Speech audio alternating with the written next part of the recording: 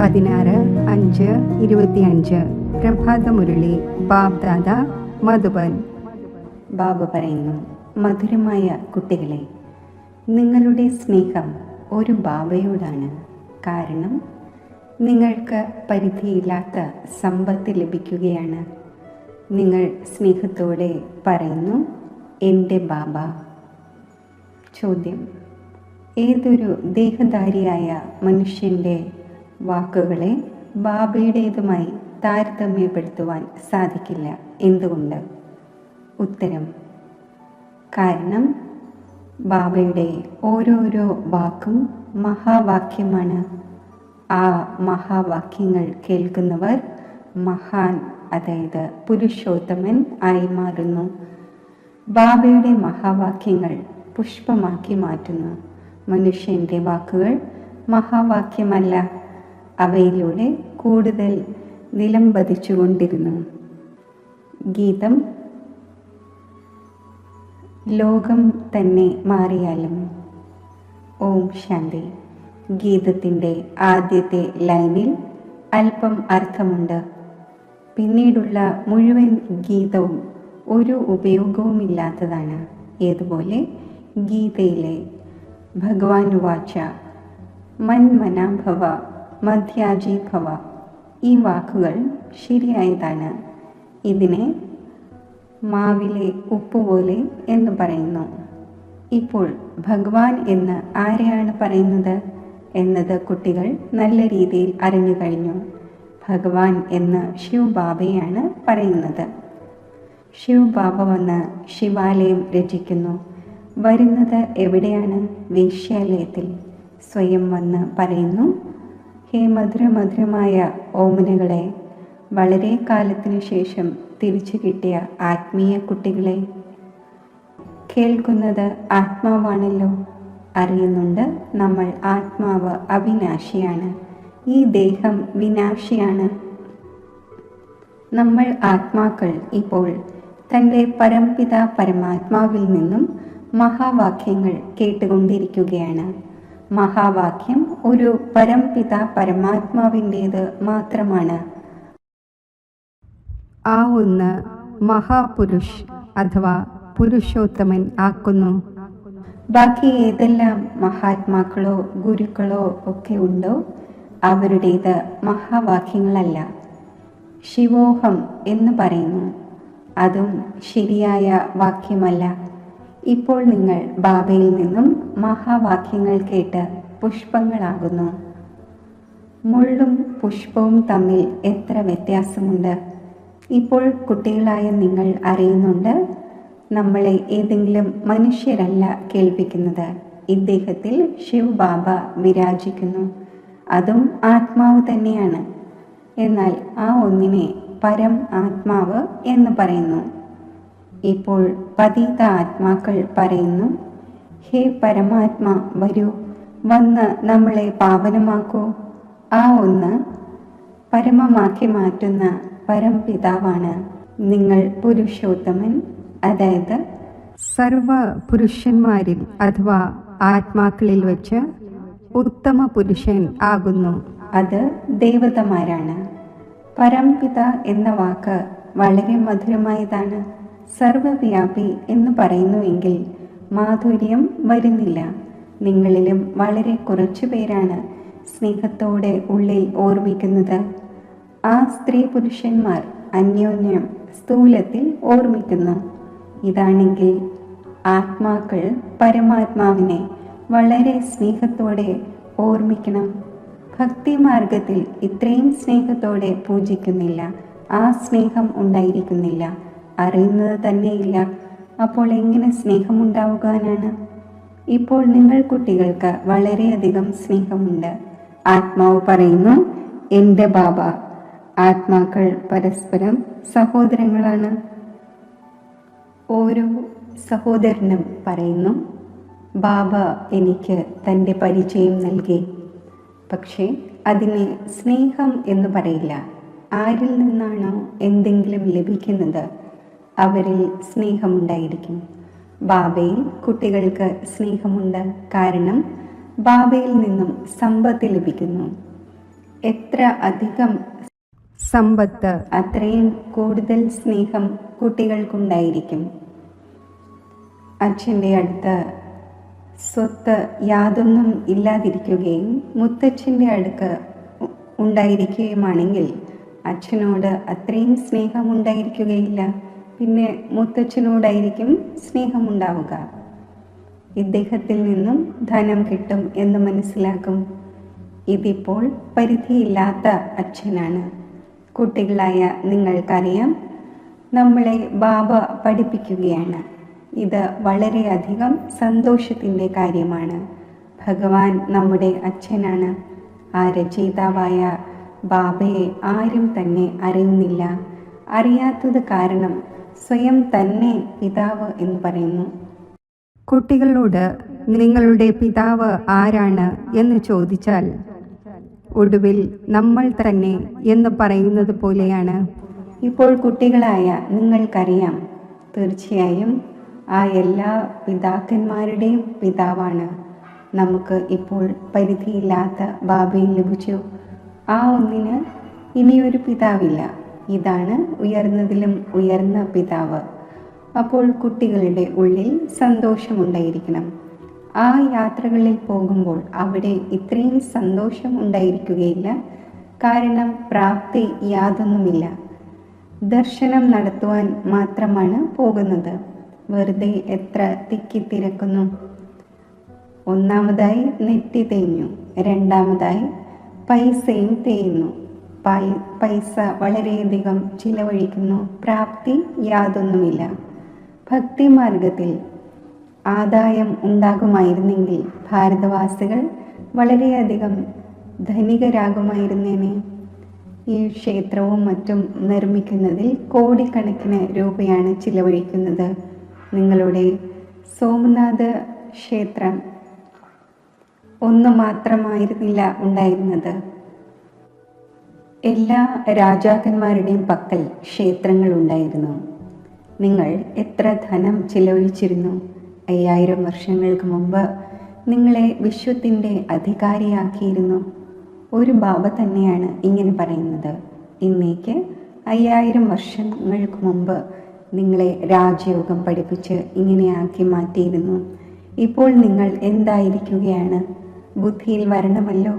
നമ്മൾ എത്ര ഉയർന്നവരായിരുന്നു. പുനർജന്മങ്ങൾ എടുത്തെടുത്ത് പൂർണ്ണമായും നിലം പതിച്ചിരിക്കുന്നു. കൗടിക്ക് സമാനമായിരിക്കുകയാണ്. പിന്നെ ഇപ്പോൾ നമ്മൾ ബാബയുടെ അടുക്കിലേക്ക് പോകുന്നു. ആ ബാബ നമ്മളെ വിശ്വത്തിൻ്റെ അധികാരിയാക്കി മാറ്റുന്നു.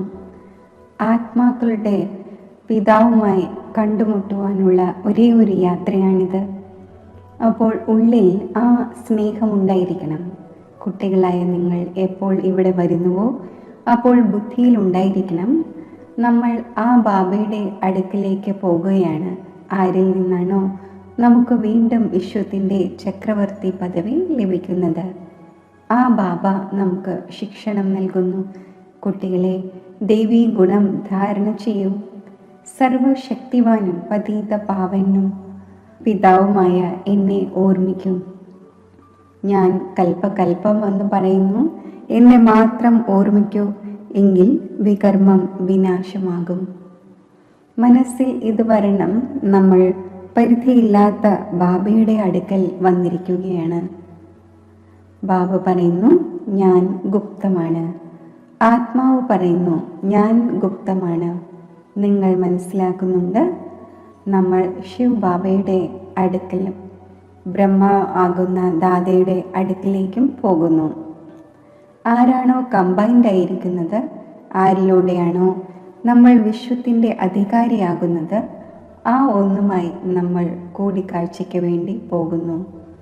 ഉള്ളിൽ എത്ര പരിധിയില്ലാത്ത സന്തോഷമുണ്ടായിരിക്കണം. മധുബനിലേക്ക് വരുന്നതിന് വേണ്ടി തൻ്റെ വീട്ടിൽ നിന്നും ഇറങ്ങുമ്പോൾ ഉള്ളിൽ ഗദ്ഗതമുണ്ടാകണം. ബാബ നമ്മളെ പഠിപ്പിക്കുവാനായി വന്നിരിക്കുന്നു. നമുക്ക് ദേവീ ഗുണം ധാരണ ചെയ്യുന്നതിൻ്റെ യുക്തി പറഞ്ഞു തരുന്നു. വീട്ടിൽ നിന്നും ഇറങ്ങുന്ന സമയത്ത് തന്നെ ഉള്ളിൽ ഈ സന്തോഷം ഉണ്ടായിരിക്കണം. ഏതുപോലെ കന്യക പതിയുമായി കണ്ടുമുട്ടുമ്പോൾ ആഭരണങ്ങൾ അണിയുന്നു. അപ്പോൾ മുഖമേ വിടരുന്നു. ആ മുഖം വിടരുന്നത് ദുഃഖം നേടാനാണ്. നിങ്ങളുടെ മുഖം വിടരുന്നത് സദാ സുഖം നേടുവാനാണ്. അപ്പോൾ അങ്ങനെയുള്ള ബാബയുടെ അടുക്കൽ വരുന്ന സമയത്ത് എത്ര സന്തോഷമുണ്ടായിരിക്കണം. ഇപ്പോൾ നമുക്ക് പരിധിയില്ലാത്ത ബാബയെ ലഭിച്ചിരിക്കുകയാണ്.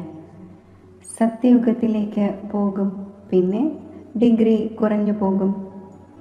ഇപ്പോൾ ബ്രാഹ്മണരായ നിങ്ങൾ ഈശ്വരീയ സന്താനമാണ്. ഭഗവാൻ ഇരുന്ന് പഠിപ്പിക്കുന്നു. അത് നമ്മുടെ അച്ഛനുമാണ്, ടീച്ചറുമാണ്. പഠിപ്പിക്കുന്നു, പിന്നെ പാവനമാക്കി മാറ്റി കൂടെ കൊണ്ടുപോവുകയും ചെയ്യുന്നു. നമ്മൾ ആത്മാക്കൾ ഇപ്പോൾ ഈ മോശമായ രാവണ രാജ്യത്തു നിന്നും മുക്തമാകുന്നു. ഉള്ളിൽ അളവറ്റ സന്തോഷമുണ്ടായിരിക്കണം. ബാബ വിശ്വത്തിൻ്റെ അധികാരിയാക്കി മാറ്റുമ്പോൾ പഠനം എത്ര നല്ല രീതിയിൽ പഠിക്കേണ്ടതാണ്. സ്റ്റുഡൻറ് നല്ല രീതിയിൽ പഠിക്കുന്നുവെങ്കിൽ നല്ല മാർക്കോടെ പാസ്സാകുന്നു. കുട്ടികൾ പറയുന്നു, ബാബ നമ്മൾ ശ്രീനാരായണനാകും. ഇതാണ് സത്യനാരായണൻ്റെ കഥ, അതായത് നരനിൽ നിന്നും നാരായണനാകുന്നതിൻ്റെ കഥ. ആ അസത്യമായ കഥകൾ ജന്മജന്മാന്തരങ്ങളായി കേട്ടുവന്നു. ഇപ്പോൾ ബാബയിൽ നിന്നും ഒരു തവണ നിങ്ങൾ സത്യമായ കഥ കേൾക്കുന്നു. അത് പിന്നെ ഭക്തി മാർഗത്തിൽ തുടർന്നു വരുന്നു. ഏതുപോലെ ശിവബാബ ജന്മമെടുത്തു, പിന്നെ വർഷം തോറും ജയന്തി ആഘോഷിച്ചു വരുന്നു. ആ ഒന്ന് എപ്പോൾ വന്നുവോ എന്തു ചെയ്തുവോ യാതൊന്നും അറിയുന്നില്ല. ശരി, കൃഷ്ണ ജയന്തി ആഘോഷിക്കുന്നു. കൃഷ്ണനും എപ്പോൾ വന്നു, എങ്ങനെ വന്നു, യാതൊന്നും അറിയുന്നില്ല. കംസപുരിയിൽ വന്നു എന്ന് പറയുന്നു. ഇനി ആ പതീത ലോകത്തിൽ എങ്ങനെ ജന്മമെടുക്കാനാണ്? കുട്ടികൾക്ക് എത്ര സന്തോഷമുണ്ടായിരിക്കണം. നമ്മൾ പരിധിയില്ലാത്ത ബാബയുടെ അടുക്കിലേക്കാണ് പോകുന്നത്. അനുഭവവും കേൾപ്പിക്കുന്നുവല്ലോ. നമുക്ക് ഇന്ന വ്യക്തിയിലൂടെ അമ്പേറ്റു ബാബ വന്നിരിക്കുകയാണ്.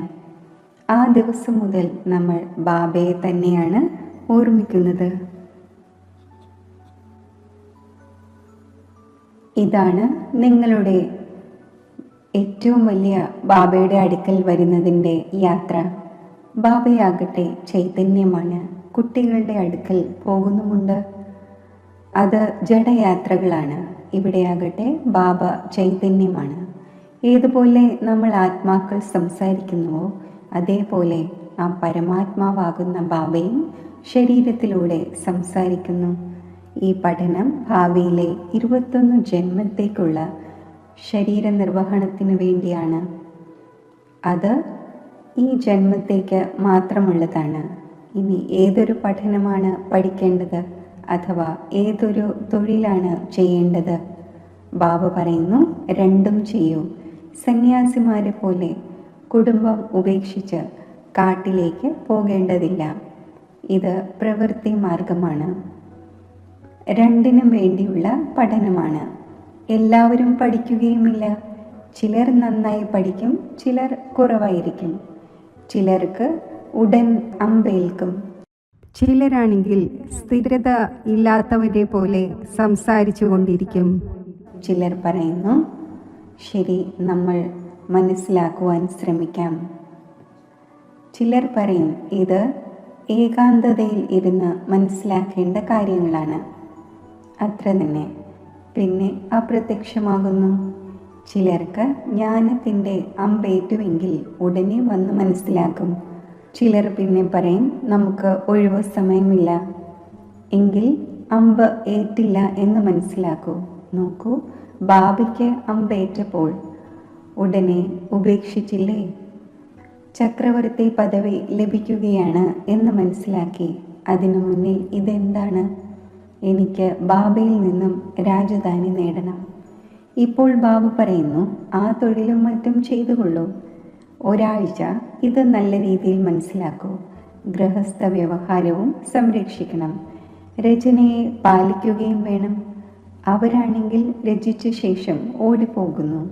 ബാബ പറയുന്നു, നിങ്ങൾ രചിച്ചിട്ടുണ്ടെങ്കിൽ പിന്നെ നല്ല രീതിയിൽ പരിപാലിക്കൂ.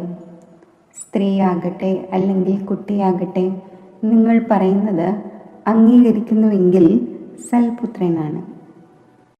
മനസ്സിലാക്കുന്നില്ലെങ്കിൽ കുപുത്രനാണ്. സൽപുത്രരെയും കുപുത്രരെയും കുറിച്ച് അറിയുവാൻ കഴിയുന്നുവല്ലോ.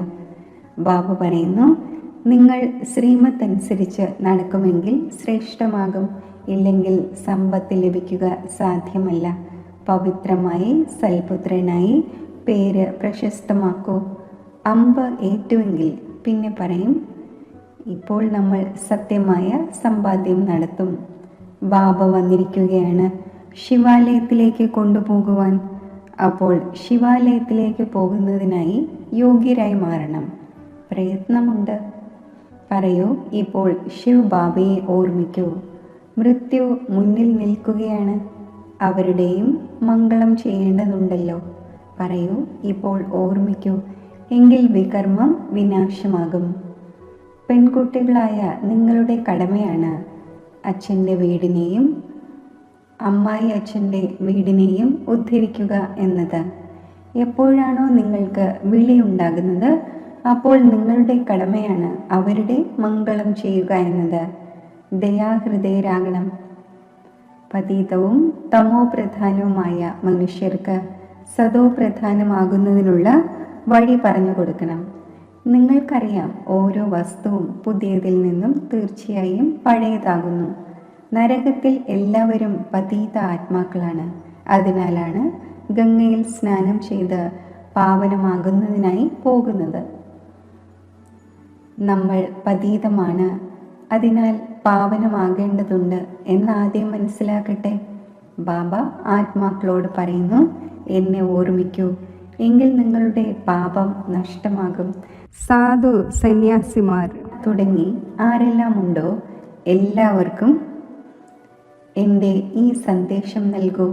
ബാബ പറയുന്നു, എന്നെ ഓർമ്മിക്കൂ. ഈ യോഗ അഗ്നിയിലൂടെ അഥവാ ഓർമ്മയുടെ യാത്രയിലൂടെ നിങ്ങളുടെ അഴുക്കിളകും. നിങ്ങൾ പവിത്രമായി എൻ്റെ അരികിൽ വന്നു ചേരും. ഞാൻ നിങ്ങളെല്ലാവരെയും കൂടെ കൊണ്ടുപോകും. തേളുണ്ടല്ലോ, നടന്നുകൊണ്ടേയിരിക്കുന്നു. എവിടെയെങ്കിലും മൃദുവായ വസ്തു കാണുന്നുവെങ്കിൽ കൊത്തുന്നു. കല്ലിനെ കൊത്തിയിട്ട് എന്തു ചെയ്യാൻ? നിങ്ങളും ബാബയുടെ പരിചയം നൽകൂ. ഇതും ബാബ മനസ്സിലാക്കിച്ചു തന്നിരിക്കുകയാണ്. എൻ്റെ ഭക്തർ എവിടെയിരിക്കുന്നു എന്ന്.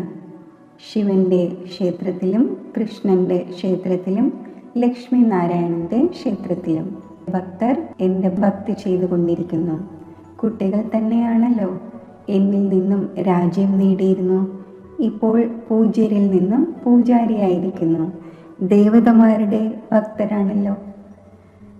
നമ്പർ 1 ആണ് ശിവന്റെ അവ്യഭിചാരി ഭക്തി. പിന്നെ വീണ് വീണ് ഇപ്പോൾ ഭൂതപൂജ ചെയ്യുവാൻ തുടങ്ങിയിരിക്കുന്നു. ശിവന്റെ പൂജാരിമാർക്ക് മനസ്സിലാക്കിച്ചു കൊടുക്കുന്നത് സഹജമായിരിക്കും. ഈ എല്ലാ ആത്മാക്കളുടെയും പിതാവ് ശിവ് ബാബയാണ്.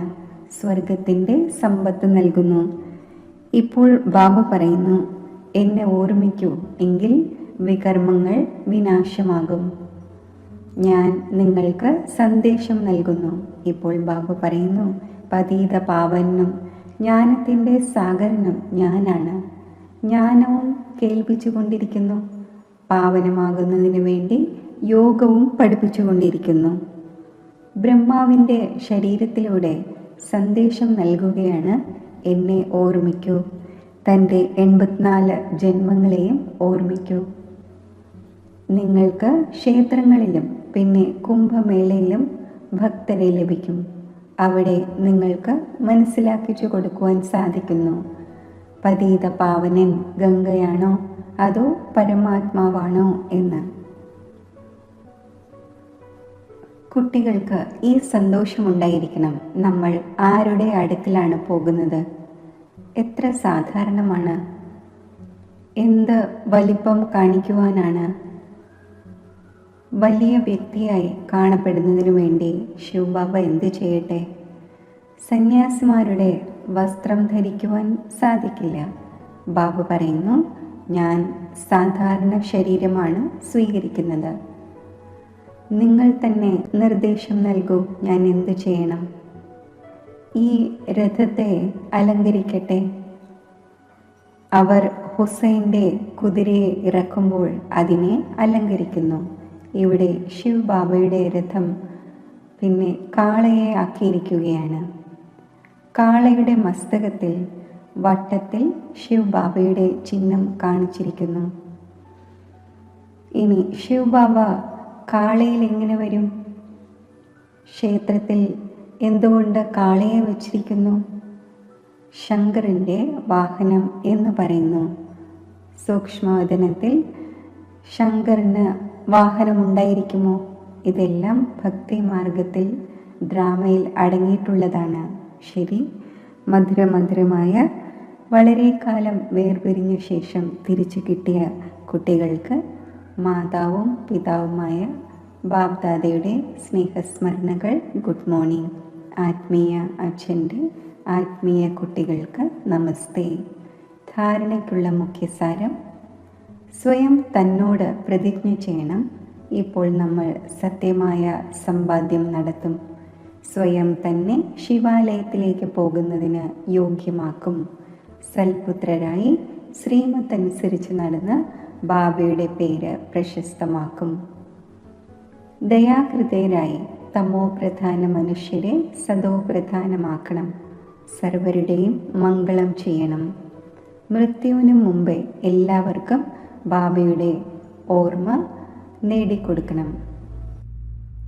വരദാനം: ഓരോ മനുഷ്യാത്മാവിനും തൻ്റെ 3 കാലങ്ങളുടെയും ദർശനം നൽകുന്ന ദിവ്യ ദർപ്പണമായി ഭവിക്കട്ടെ. കുട്ടികളായ നിങ്ങൾ ഇപ്പോൾ ഇങ്ങനെയുള്ള ദിവ്യ ദർപ്പണമാകൂ. ആ ദർപ്പണത്തിലൂടെ ഓരോ മനുഷ്യാത്മാവിനും തൻ്റെ 3 കാലങ്ങൾ ദർശിക്കുവാൻ സാധിക്കട്ടെ. അവർക്ക് സ്പഷ്ടമായി കാണപ്പെടണം. എന്തായിരുന്നു, ഇപ്പോൾ എന്താണ്, ഭാവിയിൽ എന്താകണം. മുക്തിയിൽ പോകുന്നതിൻ്റെയും സ്വർഗത്തിൽ പോകുന്നതിൻ്റെയും അനേകം ജന്മങ്ങളിലെ ദാഹവും അനേകം ജന്മങ്ങളിലെ ആശകളും ഇപ്പോൾ പൂർത്തിയാകാൻ പോകുന്നു എന്ന് അറിയുമ്പോൾ, അഥവാ അനുഭവിക്കുകയും കാണുകയും ചെയ്യുമ്പോൾ സഹജമായി തന്നെ ബാബയിൽ നിന്നും സമ്പത്ത് നേടുന്നതിനായി ആകർഷിതരായി വരും. സ്ലോഗൻ: ഒരു ബലം, ഒരു വിശ്വാസം. ഈ പാഠം സദാ ഉറപ്പിക്കൂ, എങ്കിൽ നീർച്ചുഴിയിൽ നിന്നും സഹജമായി പുറത്തു വരും. അവ്യക്ത സൂചന: ആത്മീയ റോയൽറ്റിയും പ്യൂരിറ്റിയുടെ പേഴ്സണാലിറ്റിയും ധാരണ ചെയ്യൂ. എപ്പോഴാണോ താങ്കൾ തൻ്റെ പ്യൂരിറ്റിയുടെ റോയൽറ്റിയിൽ ഇരിക്കുന്നത്, അപ്പോഴാണ് അവകാശി ക്വാളിറ്റി പ്രത്യക്ഷമാകുന്നത്. എവിടെയും പരിധിയുള്ള ആകർഷണത്തിൽ കണ്ണുകൾ കുടുങ്ങരുത്. അവകാശി എന്നാൽ അധികാരി എന്നർത്ഥം. ആരാണോ ഇവിടെ സദാ അധികാരിയുടെ സ്റ്റേജിൽ ഇരിക്കുന്നത്, ഒരിക്കലും മായയ്ക്ക് അധീനം ആകാത്തത്, അധികാരിയുടെ ശുഭലഹരിയിൽ ഇരിക്കുന്നത്, ഇങ്ങനെയുള്ള അധികാരി സ്റ്റേജ് ഉള്ളവർ തന്നെയാണ് അവിടെയും അധികാരി ആകുന്നത്. ഓം ശാന്തി.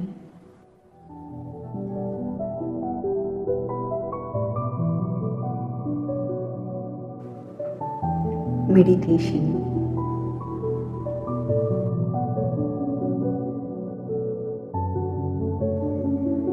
ബാഹ്യ സങ്കല്പങ്ങളിൽ നിന്നും മനസ്സിനെ വേർപെടുത്തി വ്യർത്ഥ വികൽപ്പങ്ങളെ സ്പർശിക്കാതെ എൻ്റെ ദിവ്യ സ്വരൂപത്തിൽ മനസ്സിനെ കേന്ദ്രീകരിക്കുന്നു.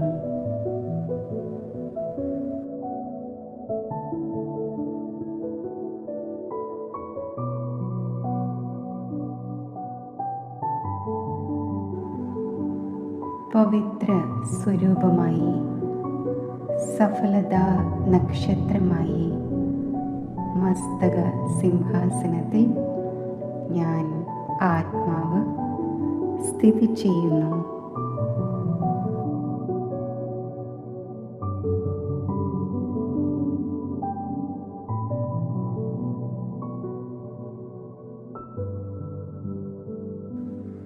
ആത്മജ്യോതിയിൽ നിന്നും പവിത്രതയുടെ പ്രകാശരശ്മികൾ നാനാ ദിശകളിലേക്കും വ്യാപിക്കുന്നു.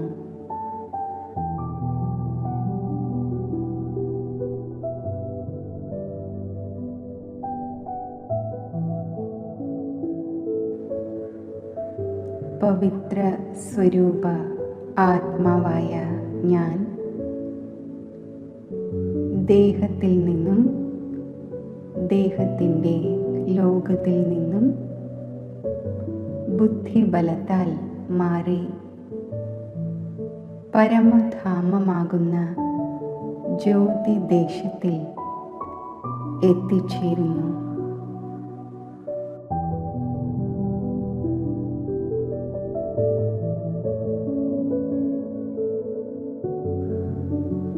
ഈ ജ്യോതിദേശത്തിൽ പവിത്രതയുടെ സാഗരമായ ശിവപരമാത്മാവിൻ്റെ സമീപത്ത് സർവമംഗളകാരിയായ ഒന്നിൻ്റെ മാത്രം ഓർമ്മയിൽ ഏകാഗ്രമാകുന്നു.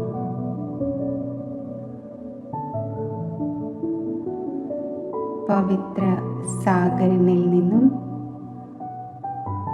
പവിത്രതയുടെ ദിവ്യ പ്രകാശം എന്നിൽ നിറയുമ്പോൾ ആത്മസ്വരൂപത്തിൻ്റെ അതിശുദ്ധവും അതിനിർമ്മലവും പവിത്രവുമായ സ്വരൂപം ഞാൻ അനുഭവിക്കുന്നു.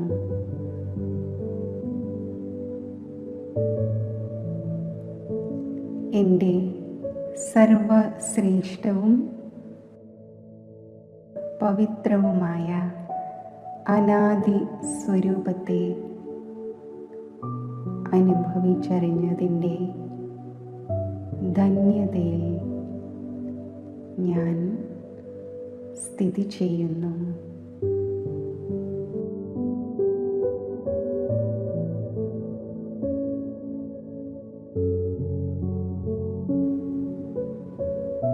ശിവപരമാത്മാവുമായുള്ള ഈ മധുരമായ കൂടിക്കാഴ്ചയിലൂടെ പവിത്രതയുടെ ബലം ശേഖരിച്ച് യോഗയുക്ത അവസ്ഥയിൽ മസ്തകമണിയിൽ ആയി ഞാൻ വിരാജിക്കുന്നു.